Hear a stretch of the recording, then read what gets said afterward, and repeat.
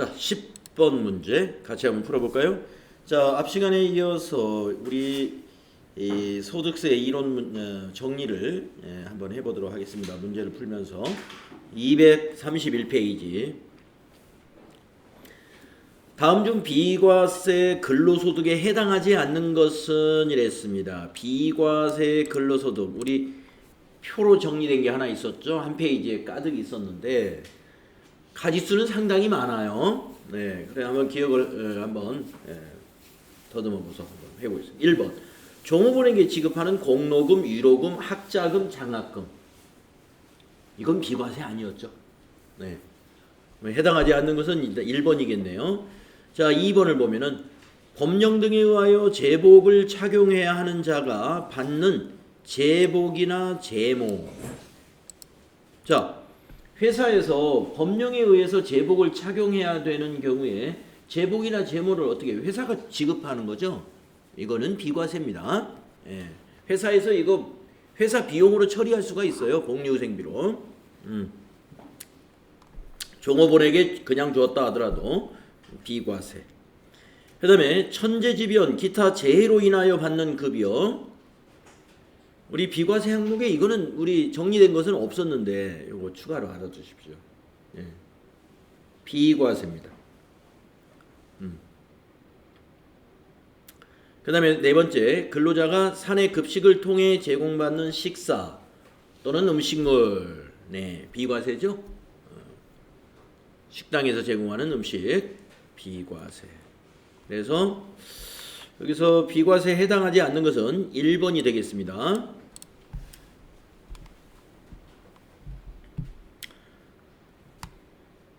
다음에 11번 다음 중 비과세 근로소득에 해당하지 않는 것은, 네, 같은 질문이에요. 자, 1번 보시면은 법령 등에 의하여 제복을 착용해야 하는 자가 받는 제복은 비과세라고 그랬죠.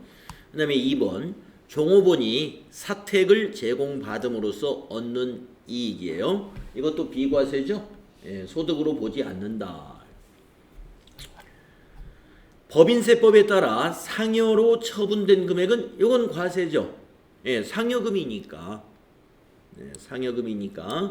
그래서 이제 법인세법에 따라서 상여로 처분되는 것이 주로 대표이사에서 그런 경우가 많아요. 예. 그 다음에 그래서 해당하지 않는 것은 3번이 되겠고요. 4번 천재지변, 기타 재해로 인하여 받는 급여는 비과세. 예. 그래서 지금 10번하고 11번에서 비과세 근로소득이 지금 중복되는 게 천재지변으로 인하여 받는 급여, 그 다음에 제복이나 제모, 법령에 의해서 착용해야 되는 자에게 지급하는 거, 이거 비과세다 하는 거, 네, 중복에서 나옵니다. 그 다음에 종업원에게 사택을 제공받음으로써 얻는 이익도 비과세다. 그 다음에 12번 다음 중 소득세법상 근로소득에 해당하지 않는 것은, 예, 근로소득으로 보지 않는 거, 휴가비는 근로소득으로 보죠. 예, 과세가 됩니다. 그 다음에 니은 출자 임원이 회사로부터 사택을 무상으로 제공받음으로써 얻는 이익은 근로소득으로 보죠. 출자 임원이니까. 출자 임원이 아니면 소득으로 안 봅니다. 예, 그런데 출자 임원이나 주주는 사택을 제공받음으로써 얻은 이익을 과세한다. 그 다음에 3번 종업원이 회사로부터 주택 구입자금을 무상으로 대여받아 얻는 이익이다. 이거는 소득으로 본다고 그랬죠? 예. 종업원이 자기 주택을 구입하는데 회사가 돈을 무상으로 빌려줬다는 거예요. 그럼으로써 얻은 이익은 과세합니다. 근로소득에 해당하지 않는 거를 찾으라고 그랬어요. 예, 그러니까 이건 근로소득에 해당되는 거고, 그럼 1, 2, 3번이 다 해당되는 거죠. 그러면 4번 회사에서 지급받은 사회통념상 타당한 범위의 경조금. 네, 회사에서 지급하는 경조금은 사회 통념상 적당하다고 인정되는 경우에는 근로소득이 아니다라고 했죠. 그래서 비과세에 해당이 된다. 4번이 해당하지 않는다. 다음 13번. 주식회사 한공의 임원인 우수남 씨가 회사에서 받은 금품이나 이익은 다음과 같다. 다음 중 우수남 씨의 근로소득에 해당하는 것은 이랬습니다. 자, 우수남 씨가 주주는 아니에요. 그러니까 출자자가 아닌 임원이라는 얘기죠. 근로소득에 해당되는 걸 찾아라. 자, 1번 보시면 우수남 씨가 사택을 제공받음으로써 얻은 이익이다.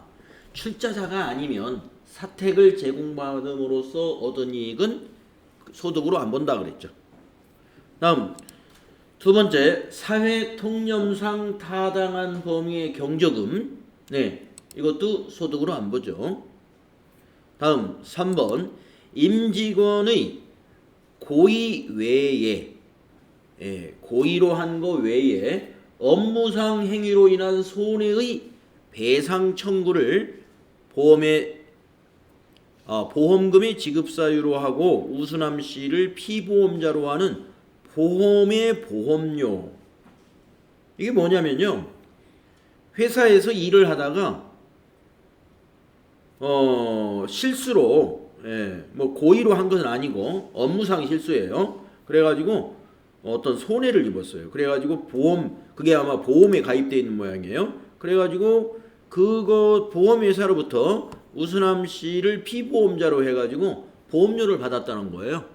이거 소득으로 보죠? 볼 수 없는 거죠? 그래서 3번도 근로소득으로 안 본다 이겁니다. 그러면 4번이 근로소득일까요? 자, 우수남 씨가 퇴직함으로써 받는 소득으로서 퇴직소득에 속하지 않는 소득. 자, 퇴직소득에 속하지 아니하는 소득은 근로소득이다 그랬죠?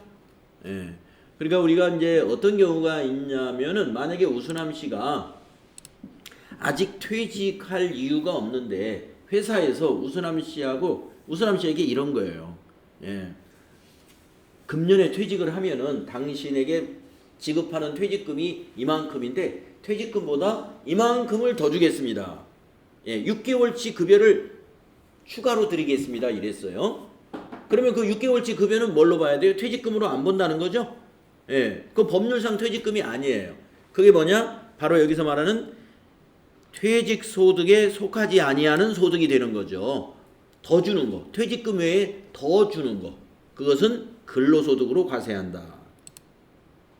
이런 얘기입니다. 그래서 퇴직소득으로 보느냐 근로소득으로 보느냐를 왜 구분해야 되냐면은, 근로소득으로 보게 되면은 다른 소득이 있으면 종합과세를 하잖아요. 근로소득은 다른 소득이 있을 경우에, 근로소득만 있는 사람은 연말정산으로 끝이 나지만, 그러나 퇴직소득은 어때요? 퇴직소득은 분류과세이기 때문에 종합소득에 포함이 안 돼요. 퇴직소득은. 그렇기 때문에 이것이 퇴직소득으로 넣느냐 근로소득으로 넣느냐에 따라서 종합과세 대상이 될 수도 있고 안 될 수도 있는 거예요. 그러니까 이걸 명확하게 해야 되는 것이죠. 답은 4번이 근로소득에 해당하는 것이죠. 다음에 14번, 다음 중 소득세 과세 대상 근로소득인 것은. 자, 근로소득 문제 계속 나오는데요.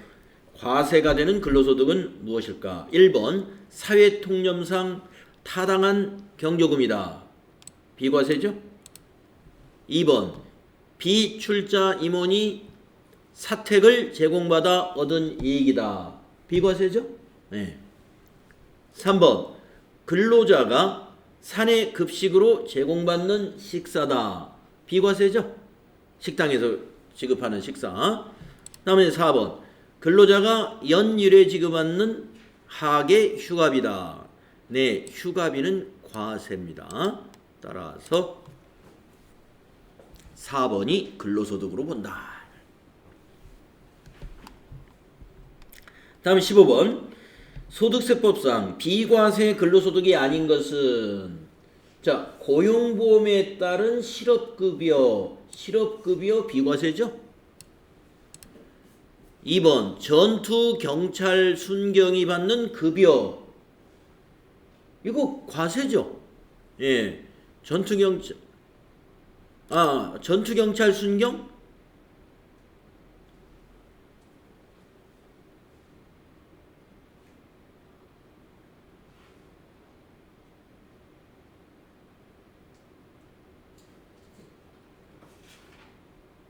전투경찰이면 군인이죠, 군인. 그죠? 예. 지금은 전투경찰 제도가 있는지 모르겠는데, 네. 의경. 이게 이제 전투경찰이라는 게 의무적으로 군대 대신에 가는 거예요. 군인한테 세금을 안 뗍니다. 예. 그래서 2번은 근로소득이 아닌 거예요. 군인들이 받는 급여하고 같이 보시면 되겠어요. 예. 다음에 3번. 종업원이 받는 자녀학자금. 이건 과세가 되죠? 근로소득이. 그렇죠. 그러니까 15번이 뭐냐? 문제가 비과세가 아닌 것을 찾으라 그랬으니까 자녀학자금은 과세.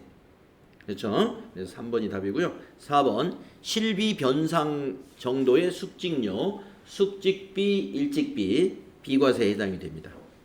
네, 그래서 자녀학자금이 비과세가 아니고 과세다. 네, 다음 232페이지. 자, 16번 문제 보세요. 자, 근로소득 문제가 굉장히 많이 나왔네요. 자, 16번. 다음 중 근로소득으로 보는 것은 이랬습니다. 자, 근로소득으로 본다는 것은 과세소득이 뭐냐 이거죠. 근로소득 중에 과세소득. 1번. 근무하는 회사에서 받는 경조금 중 사회통념 타당성 범위 내의 금액은 비과세, 즉 근로소득이 아니죠. 2번 회사에서 주택 구입자금을 무상으로 대여받음으로써 얻는 이익, 이거는 과세죠. 네. 그래서 근로소득으로 보는 것은 2번이 되겠네요. 그렇죠? 여러분 사택하고 주택하고 다르다. 어제 여러분 기억하시죠? 사택이라는 것은 회사가 사놓은 집이에요. 회사 명의로 된 집. 그 집을 종업원들에게 이용하도록 하는 것입니다. 그러니까 사택을 이용함으로써 얻은 이익은 비과세. 근데 여기는 주택 구입 자금이에요. 여기서 말하는 주택은 직원의 집이에요. 직원의 집. 직원의 집을 구입하는데 회사가 돈을 대여해줬다. 빌려줬다는 거예요. 그런데 이자를 받은 게 아니라 무상으로. 그러면 종업원에게 뭐에 대한 이익이 생겨요? 이자 부담에 대한 이익이 생기겠죠. 이자를 부담하지 않으니까 그것을 근로소득으로 인정한다는 거예요. 그래서 2번이 근로소득으로 보는 겁니다. 그럼 3번은 뭘까요? 회사가 국민연금법에 따라 납부하는 사용자 부담금. 자, 국민연금법에 납부하는 그 회사 부담금을 우리가 사용자 부담금이라고 그러고, 건강보험료도 마찬가지로 이 회사가 부담하는 거, 이거 다 비과세죠? 그 다음에 네 번째, 산업재해보상법에 따라 받는 연금. 네, 우리가 연금 중에 비과세가 뭐가 있었어요? 여기 산재보험에 따른 연금하고 또 유족자 들어가는 것이 다 비과세죠? 유족연금. 그 다음에 뭐가 있어요? 장애연금, 장애현금. 네. 그 다음에 또 상위군인 관련된 연금이 있죠. 그래서 비과세가 되겠습니다. 답은 2번이 되겠네요. 다음에 17번. 다음 중 비과세 근로소득은 어느 것인가? 비과세를 찾아보겠습니다. 1번. 종업원이 주택 구입에 소요되는 자금을 무상으로 대여받음으로써 얻은 이익. 이거 과세죠? 아까 16번에 2번과 같은 내용입니다. 다음에 2번. 사무직 직원의 시간외 근무수당은 과세. 예. 우리가 생산직 근로자의 시간외 근무수당은 비과세. 물론 한도가 있죠. 예. 그런데 사무직 직원의 시간외 근무수당은 과세입니다. 다음에 3번. 법인의 종업원이 당해 법인으로부터 부여받은 주식 매수 선택권을, 네. 자, 회사의 법인이 뭐예요? 회사죠? 예. 법인 주식회사 다니는 종업원이 그 스톡옵션 주식 매수 선택권을 근무하는 기간 중 행사함으로써 얻은 이익은 근로소득으로 본다 그랬죠? 예. 이거는 과세예요. 다음에 4번. 종업원이 사택을 제공받음으로써 얻는 이익. 이건 비과세죠. 그래서 문제가 비과세 근로소득이 어느 것이냐 했기 때문에 4번이 사택을 제공받음으로써 얻은 이익은 비과세다 이겁니다. 다만 사택은 앞에 그냥 종업원이면 비과세인데 만약에 주주 또는 괄호 열고 출자 임원이 사택을 제공받았다. 주주나 출자 임원이 사택을 제공받은 것은 과세죠. 예. 주주나 출자 임원은 제외된 거예요. 여기서. 그래서 비과세는 4번이 된다. 네, 좀 정리가 되죠 이제. 자 18번. 다음 중 비과세 근로소득에 해당하지 않는 것은 취재수당 월 20만원 이내 금액 비과세죠. 근데 이건 누구에게나 취재수당을 주나요? 기자들만. 직책이 기자여야 돼요. 직무가. 그냥 일반 사무직 지원에게 취재수당을 준다. 이건 해당되지 않아요. 그래서 일단 기자라면 월 20만원 취재수당 비과세가 맞고 2번 국민건강보험법에 따라 사용자가 부담하는 보험료 이거 비과세죠. 그 다음에 3번 식사, 기타 음식물을 제공받고 있는 근로자가 받는 월 10만원 이하의 식사대 이거는 과세. 이건 과세죠. 왜 그러냐면은 두 가지를 다 제공하기 때문에 그래요. 식사만 제공하든지 아니면 돈으로 10만원만 식대를 지급하든지 둘 중에 하나여야 비과세입니다. 이거는 식사를 제공받는 근로자가 또 10만원도 받는다는 거 아니겠어요? 두 개를 다 받기 때문에 무엇에 대해서 과세해요? 이 10만원에 대해서 과세하게 됩니다. 그래서 비과세 근로소득에 해당하지 않는 것은 여기서는 3번으로 답이 되겠죠. 그러면 4번. 배우자가 출산이나 6세 이하 자녀의 보육과 관련해서 받는 급여로서 월 10만원 이내의 금액 비과세. 보육수당이죠 이게. 보육수당은 비과세. 출산수당, 보육수당, 비과세. 다음에 19번. 다음 중 소득세에 대한 설명으로 옳지 않은 것은 이랬습니다. 자, 1번 보겠습니다. 퇴직소득과 양도소득은 종합소득에 포함되지 아니한다. 퇴양을 우리가 분류과세라고 그랬죠. 소득세이긴 한데 종합과세하지 않는다 이거예요. 퇴양은 분류과세. 그러니까 1번 맞았죠. 자 2번. 일용근로소득은 종합과세와 분리과세를 선택할 수 있다? 틀렸네요. 일용근로소득은 무조건 분리과세. 무조건. 절대로 종합과세하지 않습니다. 일용근로소득은 무조건 분리과세. 그래서 원천징수하는 것으로서 종결되는 거예요. 절대 다른 소득하고 합산 처리하지 않습니다. 무조건 분리과세. 그래서 2번이 옳지 않다. 그럼 3번은 만나볼까요? 출자 공동사업자. 내가 사업을 하는데 친구가 내 사업에 돈을 댔어요. 이게 출자 공동사업자입니다. 그러면 그 친구한테 어떻게 해야 돼요? 내가 이익을 남겼으면 1년에 한 번이든 6개월에 한 번이든 배당을 줘야 되겠죠? 내가 사업하는데 친구가 돈을 절반 정도 댔어요. 나는 이 일을 하면서 하니까 내 봉급에다가 이익을 난 거에 대해서 배당 내가 가져가야 되겠고, 또 친구는 일은 안 하니까 급여는 안 받고 이익 난 거에 대해서 배당은 가져가야 되겠죠? 예, 배당소득 과세하죠. 예, 종합과세합니다. 다음에 4번 사적연금 소득이 연 1200만 원 이하인 경우에는 종합과세와 분리과세를 선택할 수 있다. 예, 사적연금이 연 1200만 원 이하이면 선택할 수 있어요. 그렇죠? 그래서 4번도 맞다. 2번이 옳지 않다. 다음에 20번 문제 보겠습니다. 다음 중 근로소득의 귀속 시기로 옳지 않은 것은 귀속 시기가 아주 복잡해요. 여러분 이거 전부 암기하라고 하기보다는 이제 귀속 시기를 보시고 이걸 앞에 있는 내용하고 이렇게 연결고리가 잘 맞는지를 보셔야 돼. 항목들이 너무 많으니까 이걸 암기하기는 전부 불가능합니다. 자, 근로소득으로 보는 퇴직 위로금이래요. 예. 그러니까 아까 그런 겁니다.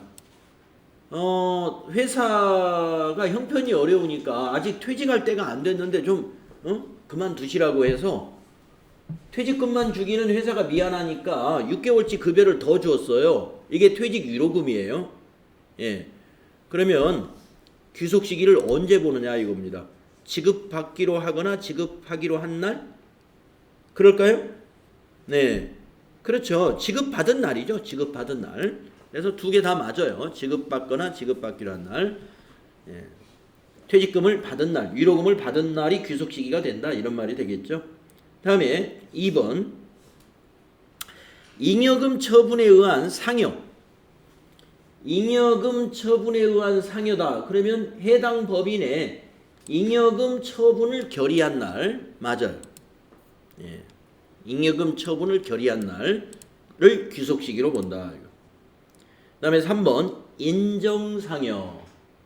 인정상여. 결산 확정일이 아니라 이것도 인정상여 결의일입니다. 인정상여 결의일. 예, 결산 확정일이 아니라 이게 그러면 3번이 틀렸네요. 20번은. 그래서 아니다. 이게 인정상여 결의일이나 뭐 법인의 결산 확정일이나 같으니까 그게 아니고 이거는 그 근로를 제공한 날이에요. 근로를 제공한 날. 예, 요 3번 인정상여라는 것은 상여금으로 인정하는 부분인데 근로를 제공한 날. 네, 근로를 제공한 날을 귀속시기로 본다. 여기 써놓으시고 급여. 예, 급여하고 똑같아요. 급여나 상여 모두 근로를 제공한 날이죠. 네, 인정상여와 급여는 같고 잉여금 처분에 의한 상여는 잉여금을 처분하는 결의를 주주총회에서 해야 되니까 잉여금 처분 결의를 귀속시기로 본다. 네. 그래서 틀린 것은 옳지 않은 것은 3번입니다. 다음에 21번 귀속시기 문제네요. 근로소득이 귀속시기로 옳지 않은 것을 찾아라. 1번 주식 매수 선택권을 행사함으로써 얻는 근로소득이 있죠. 네. 그러면 행사한 날로 봐야 되겠죠. 부여받은 날이 아니라 1번이 틀렸네요. 1번 우리가 주식 매수 선택권을 거기에 대한 이익을 귀속시키려면은 그걸 행사한 날이어야지. 예. 부여받은 날은 아직 행사를 하지 않았기 때문에 소득이 발생 안 한 거죠. 그래서 부여받은 날이 아니라 행사한 날. 옳지 않은 것은 1번이에요. 자, 나머지 2, 3, 4번 맞는 거니까 읽어보겠습니다. 임원의 퇴직소득 한도 초과액. 임원의 퇴직소득을 초과해서 지급하면 이것도 근로소득으로 봐요. 지급받거나 지급받기로 한 날. 네. 퇴직소득도 마찬가지죠. 지급받은 날이 귀속시기 맞습니다. 다음에 인정상여는 아까 나왔죠? 예, 근로를 제공한 날. 그 다음에 잉여금 처분에 의한 상여는 처분 결의일. 잉여금 처분 결의일. 맞았죠? 그래서 1번이 옳지 않다. 다음 22번. 다음 중 소득세법상 일용 근로자에 대한 설명으로 옳지 않은 것은 이랬습니다. 1번 15만 원을 한도로 근로소득 공제를 적용한다. 네, 어제 우리 계산한 적 있죠? 15만 원 근로소득 공제. 다음 2번. 산출세액 산정 시 6% 세율을 적용한다. 네. 우리 가장 낮은 소득세율이 6%예요. 네, 6% 적용 맞습니다.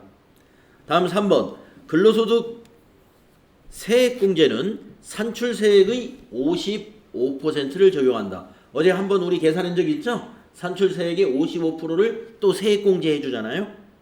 예, 맞아요. 그럼 4번. 동일한 고용주에게 6개월 이상 고용되지 않은 근로자를 말한다. 6개월이 아니죠. 3개월? 3개월. 네. 우리가 이 일용 근로자로 우리가 일용 근로자는 어디까지냐면은 한 그 동일한 고용주니까 한 회사죠. 그 회사에 3개월 이상, 그 3개월 이하여야 돼. 3개월 이하. 그러니까 일용 근로로 일을 하는데 4개월, 5개월 계속 일을 하면 일용 근로자가 아니에요. 그래서 3개월 이상 고용되지 않은 근로자를 우리는 일용 근로자로 본다. 다음에 23번. 자, 다음은 국내 거주자 정직 캐시의 금융소득 내역이다. 이와 관련한 설명으로 옳지 않은 것은 이랬어요. 자, 직장 공제의 초과 반환금. 네. 직장 공제의 초과 반환금은 우리가 이자 소득으로 보는데 이거 무조건 분리과세 해주죠. 네. 정기예금 이자, 네, 일반적인 이자 소득이죠. 네, 이거는 뭐 정기예금 이자는 이제 조건부예요. 그러니까 2천만 원이 되면 종합과세 해야 되고, 네.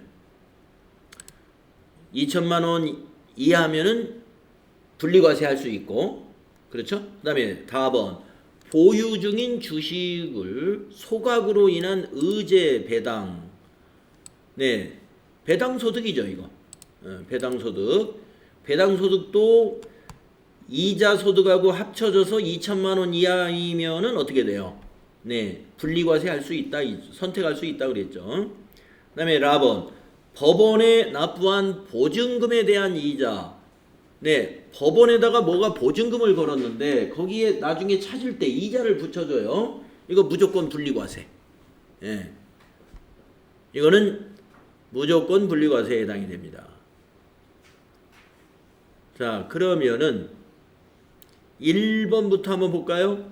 직장 공제의 초과 반환금은 무조건 분리과세다. 예, 1번 맞았죠? 맞았어요. 2번. 직장 공제의 초과 반환금을 제외한 이자 배당 소득의 합계액이 2천만 원을 초과함으로 종합과세 된다. 2번은 틀렸네요. 왜 틀렸느냐 하면은 이것만이 아니라 직장 공제의 초과 반환금뿐만이 아니라 네 번째 있는 법원에 납부한 보증금에 대한 이자 600만 원 있죠? 이것도 무조건 분리과세에 해당이 되는 거죠. 예, 그렇기 때문에 2천만 원 초과하지 않습니다. 요 두 개 더하면은 1,500만 원이잖아요. 그러니까 종합과세가 아닌 거죠. 그래서 옳지 않은 것은 2번이다. 2번. 그 다음에 3번. 주식의 소각으로 인한 의제 배당은 감자 결의를 수입시기로 한다. 그렇습니다. 우리가 주식의 소각이라는 건 뭐예요? 감자잖아요. 예, 그래서 감자 결의를 수입시기로 해야 되겠죠. 그 다음에 3번. 이자 배당 소득은 필요 경비가 인정되지 않는다. 그렇죠. 우리가 필요 경비 없는 게 바로 금융소득. 이자와 배당 소득은 필요 경비가 없다 이겁니다. 그래서 우리가 이자와 배당 총 수익 금액에서 뭐만 빼요? 비과세만 빼죠. 비과세만. 네. 그래서 다른 거는 뭐 필요 경비 아니면 근로소득 같은 경우는 근로소득 공제 이런 것이 있단 말이에요. 또 연금소득도 연금소득 공제라고 해서 이게 일종의 필요 경비를 인정해 주는 거예요. 기타 소득에도 기타 소득에 대한 필요 경비를 60% 인정해 주는 것도 있고 80% 인정해 주는 것도 있고 90% 인정해 주는 것도 있고 그렇죠? 실제 필요 경비를 인정해 주는 것도 있고 그런데 이자와 배당은 금융소득에 대해서는 인정하지 않습니다. 자, 23번의 답은 2번입니다.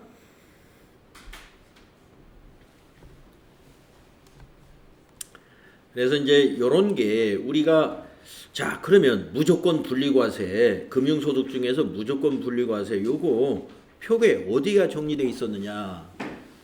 네, 이거 자꾸 뒤로 가서 찾아봐야 돼요. 여러분 문제 푸실 때. 그래서 자, 우리 금융소득 정리해 놓은 표가 119페이지에 있죠? 자, 119페이지 뒤로 한번 돌아가 볼까요? 자, 119페이지 아래에 있는 표를 한번 봅시다. 무조건 분리과세 그쪽에 비실명 이자소득과 배당소득 무조건 분리과세, 직장 공제에 초과반환 금 무조건 분리과세, 법원 보관 이자 무조건 분리과세, 조세 특례 뭐라고 해서 조세 특례에 관한 이자소득 배당소득 무조건 분리과세. 그래서 뭐 비실명 직장공제회 법원 보관 조세 특례 제한법에 관련된 이자와 배당이 전부 무조건 분리과세다. 이거 그냥 단번에 외워지진 않아요. 그래서 이렇게 문제를 풀면서 다시 가서 표를 보고 이렇게 해가 하다 보면은 어느새 이제 어느 정도 정리가 돼요. 그러면 비교적 답을 찾을 수는 있습니다. 자, 다음에 24번 문제로 또 가볼까요? 다음은 거주자 김한공 씨의 금융소득 내역이다. 네, 김한공 씨의 종합과세 대상 금융소득은 얼마인가? 단, 다를 제외한 모든 금융소득은 소득세법에 따라 원천 징수가 된 것으로 가정한다. 다가 뭔가요? 외국 법인으로부터 받은 현금 배당. 이건 원천 징수 안 했으니까 이거는 우리가 뭘로 봐야 돼요? 무조건 종합과세. 이거는 무조건 종합과세 해야 돼요. 원천 징수 안 한 거니까. 자, 그런데 여기서 지금 물어본 것은 무조건 종합과세를 물어본 것이 아니라 종합과세 대상 소득 금액은 얼마냐. 즉, 요건 반드시 포함해야 돼요. 그러면 종합과세 대상 원천 징수 안 한 것은 무조건 포함해야 돼요. 그러면 가부터 한번 보겠습니다. 내국 법인으로부터 받은 현금 배당금. 우리 현금 배당금 일반적인 배당 소득이죠. 2천만 원 초과하면 종합과세. 다른 거하고 합쳐서. 자, 이거는 조건부예요. 조건부. 자, 이거 조건부 종합과세. 그 다음에 직장공제외 초과반환금. 아까 직장공제에 나온 것은 무조건 분리과세 한다고 그랬죠? 그럼 요건 빼고, 요건 무시. 절대로 종합과세가 안 돼요. 그 다음에 라번, 비영업대금의 이익. 아까 비영업대금의 이익은 어떻게 해요? 무조건 분리과세 하죠? 비영업대금의 이익. 아까 그 표에 나왔었나요? 응? 비영업대금의 이익이. 자, 비영업대금의 이익. 조건부 종합과세군요. 조건부 비영업대금의 이익은 이게 조건부 종합과세로 내려왔네. 요게 작년의 교재를 보면 비영업대금의 이익이 원천징수 세율이 높아가지고 무조건 분리과세 쪽으로 들어왔는데 이걸 조건부로 내려왔군요. 네, 좋아요. 자, 그러면은 이건 조건부 종합과세. 자, 그러면 조건부 종합과세를 한번 더 해볼까요? 300만원 더하기 1000만원 하면은 1300만원이죠. 자, 1300만원은 2000만원 이하에 해당이 되기 때문에 분리과세를 선택할 수 있어요. 그러면 분리과세로 봐야 되겠죠? 이거는 종합과세 해당이 없다. 2천만 원 이하니까. 따라서 답은 1번. 무조건 종합과세, 답업만 종합과세 대상 금융소득으로 본다 이거예요. 이렇게 판단하시오. 그러니까 무조건 종합과세하고 조건부 종합과세 금융소득을 더해서 2천만 원이 초과하면 종합과세. 그런데 지금 조건부 종합과세가 조건부 분리과세가 다 더해보니까 1,300이었어요. 직장공제의 초과 반환금은 무조건 분리과세에 해당이 되니까 이것은 더해서는 안 되죠.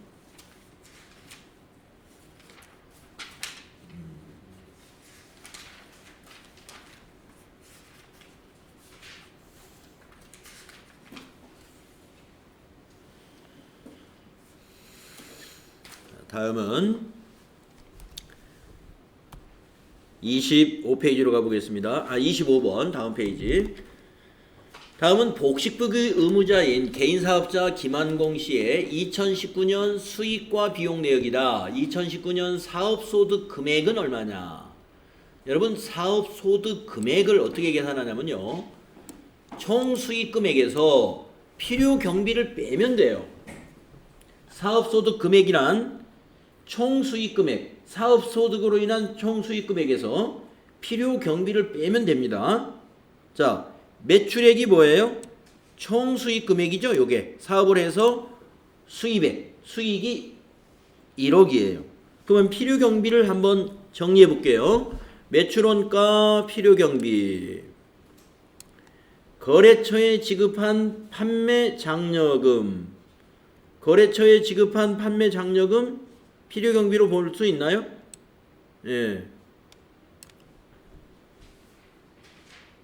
김한공 씨 주택자금 대출이자. 김한공 씨가 개인 사업자인데 사장님의 주택자금은 회사 경비가 아니죠. 예. 그래서 이거는 사업에 대한 필요 경비로 보지 않아요. 예. 그래서 우리는 사업소득 금액은 얼마냐? 8천만 원을 빼면 2천만 원이다. 2번이죠? 예. 2번. 그러니까 회사 경비로 볼 수 있는 것만 필요 경비가 인정이 되는 것이지 사장님의 개인 주택 자금의 대출 이자는 회사의 경비가 아니니까 필요 경비로 볼 수 없다 이겁니다. 회사의 비용만 빼주면 돼요. 사업소득이기 때문에. 그래서 1억에서 8천만 원 빼면 사업소득 금액 2천만 원. 이렇게 계산하죠. 다음에 20번 문제 풀어볼까요? 다음은 성실혜 씨의 2019년 수입 내역이다. 원천징수 대상 기타 소득 금액은 얼마인가? 기타 소득만 찾으면 되겠죠? 단 실제 소요된 필요 경비는 없어요. 실제 소요된 필요 경비가 없으면 60%, 80% 이걸 적용해주면 되죠. 예. 왜냐면은 아까 우리가 근로소득 금액도 필요 경비를 빼주잖아요. 그래서 기타 소득 금액도 뭐냐면 기타 소득 총 수입액에서 필요 경비를 뺀 것이 기타 소득 금액이에요. 근데 여기서 필요 경비가 없다고 해서 빼주지 않는 것이 아니라 우리 기타 소득 정리한 그 표를 보면은 필요 경비하고 일정률하고 큰 거를 적용하죠. 네.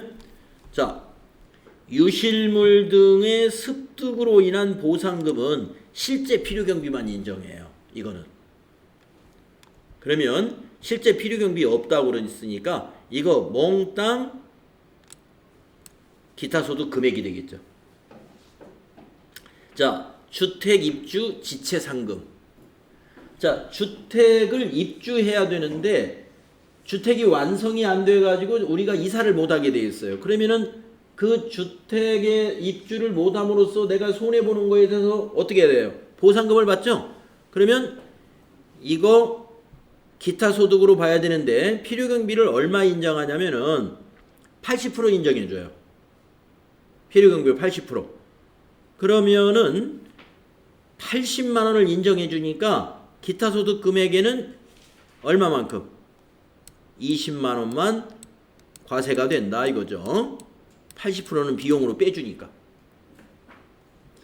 다음에 4번 원작자가 받는 원고료. 원작자가 받는 원고료는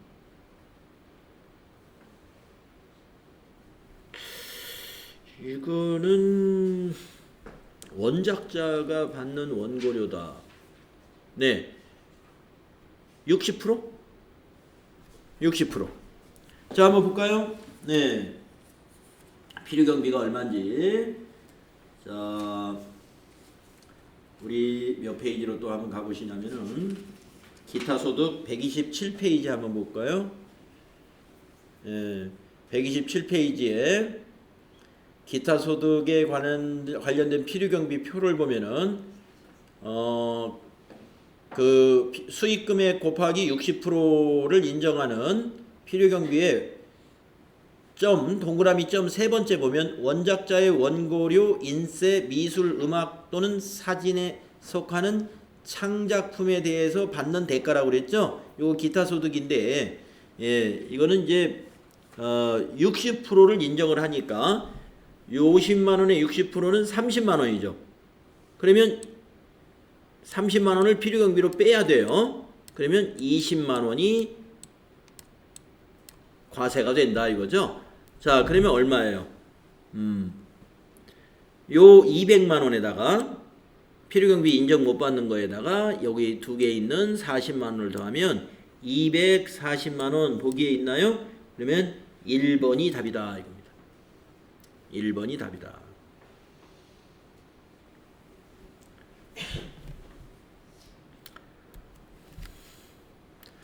네, 다음 27번 문제 볼까요? 네. 자, 비슷한 문제입니다. 다음 자료를 이용하여 거주자 김한공 씨의 2019년도 종합소득 금액을 계산하면 얼마냐? 자, 김한공 씨의 종합소득 금액을 계산하라는 겁니다. 필요경비는 확인이 안 된다. 예, 필요경비 확인이 안 되면 이제 기타소득 같은 경우는 그 높은 공제율을 적용해 주면 되겠습니다. 자, 가번 국내 은행의 예금이자. 자, 요거는 조건부 종합과세니까요. 일단 더해봐야 돼요. 그러면 한번 더해보겠습니다. 이자하고 배당소득만 한번 골라볼게요. 자, 이자소득 요거 400 여기 있고 배당소득 어디 있나요? 없죠. 예. 자, 김한공 씨가 이자하고 배당하고 합쳐서 즉 금융소득은 달랑 400만 원 뿐입니다. 그렇잖아요. 그러면 이거는 종합과세 하지 않아요. 분리과세를 선택할 수 있다. 원천징수로 끝나요. 자, 그래서 이건 빼고. 그 다음에 4번 비상장 주식의 양도소득이다. 우리가 비상장 주식의 양도소득은 양도소득세예요. 양도소득세니까 퇴양은 분류과세 한다고 그랬죠? 종합과세 되지 않아요. 이것도 빼야 되겠네요. 네.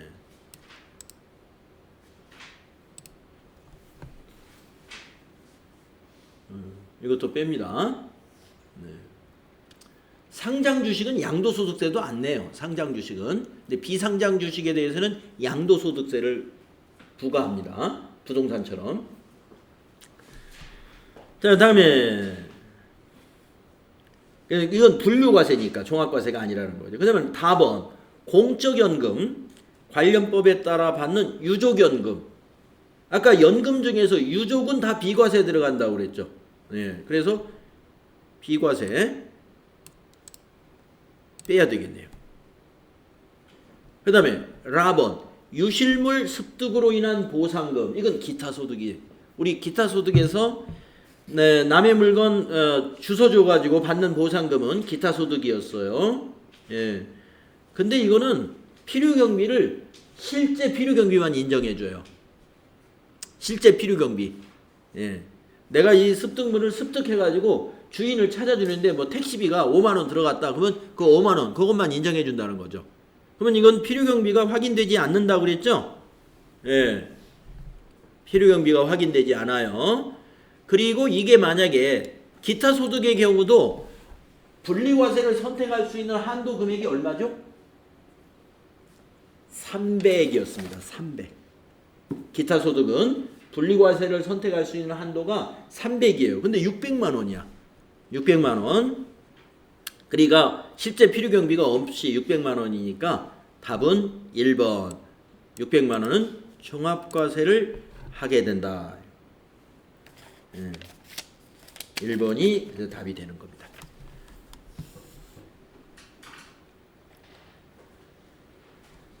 그래서 이제 우리 그 유실물 습득 이런 부분에 대해서 정리된 표가 우리 128페이지에 있었습니다. 128페이지에.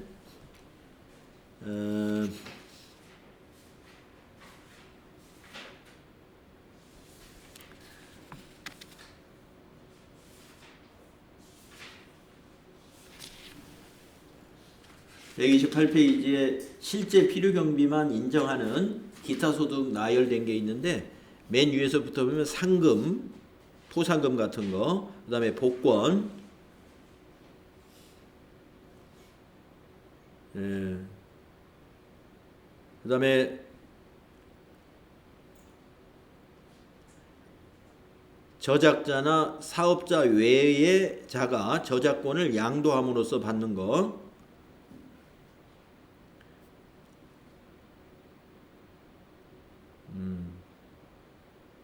여기 그 밑에 나오죠. 유실물 습득. 예, 유실물 습득.